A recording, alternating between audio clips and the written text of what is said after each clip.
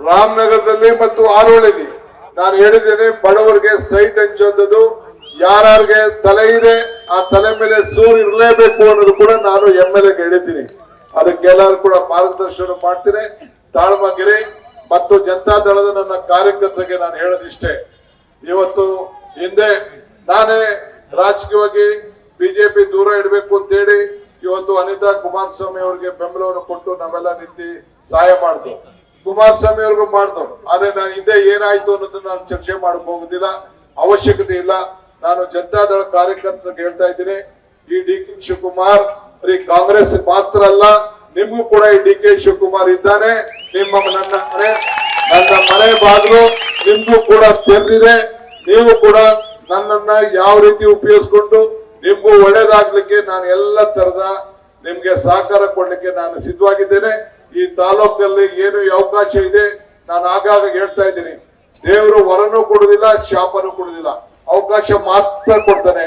ಸಿಕ್ಕದಂತ ಅವಕಾಶದಲ್ಲಿ ಪ್ರಾಮಾಣಿಕವಾಗಿ ನಾವು ಉಪಯೋಗಿಸ್ಕೊಂಡು ನಿಮ್ಮ ಸೇವೆಯನ್ನ ಮಾಡಬೇಕು ಅಂತ ಹೇಳಿ ದೇವರು 4 ಋಣ ತೀರಿಸಬೇಕು ಅಂತ ಹೇಳ್ತಾನೆ. ಒಂದು ತಂದೆ ತಾಯಿ ಋಣ, ಒಂದು ದೇವರ ಋಣ, ಒಂದು ಗುರುವಿನ ಋಣ, ಇನ್ನೊಂದು ಸಮಾಜದ ಋಣ. ಈ ಋಣವನ್ನ ತೀರಿಸಬೇಕಾದ್ರೆ ಧರ್ಮದಿಂದ ತೀರಿಸಬೇಕಂತೆ.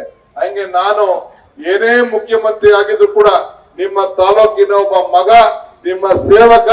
ಈ ಸೇವಕನನ್ನ ಸ್ವೀಕಾರ ಮಾಡಿ ನಾವೆಲ್ಲ ಯಾವಾಗಲೂ ಕೂಡ ನಿಮ್ಮ ಆಶೀರ್ವಾದ ಸದಾ ಇರಬೇಕು. ಇದೇ ಗುರಿ.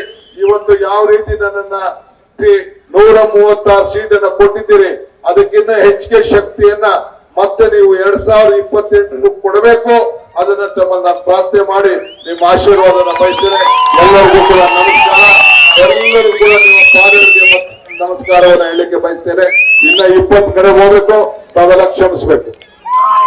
बोलो DK शिवकुमार जी की, ನಮ್ಮ ಮುಖ್ಯಮಂತ್ರಿ DK ಶಿವಕುಮಾರ್ जी की, ನಮ್ಮ ಮುಖ್ಯಮಂತ್ರಿ DK ಶಿವಕುಮಾರ್ जी की.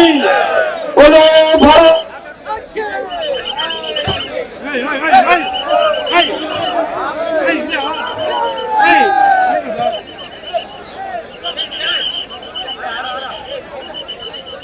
ತಲೆ ಬರ್ತೈತಿ ಇಲ್ಲಿಯಣ್ಣ, ಇಲ್ಲಿ ತಲೆ ಬರ್ತಾನೆ.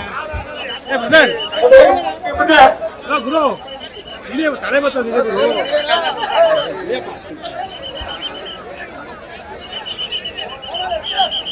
ಕಾರ್ಯಕರ್ತರು ಏನ್ ಮಾಡಿ ಜಾಗ ಬಿಡ್ಬೇಕಾಗಿ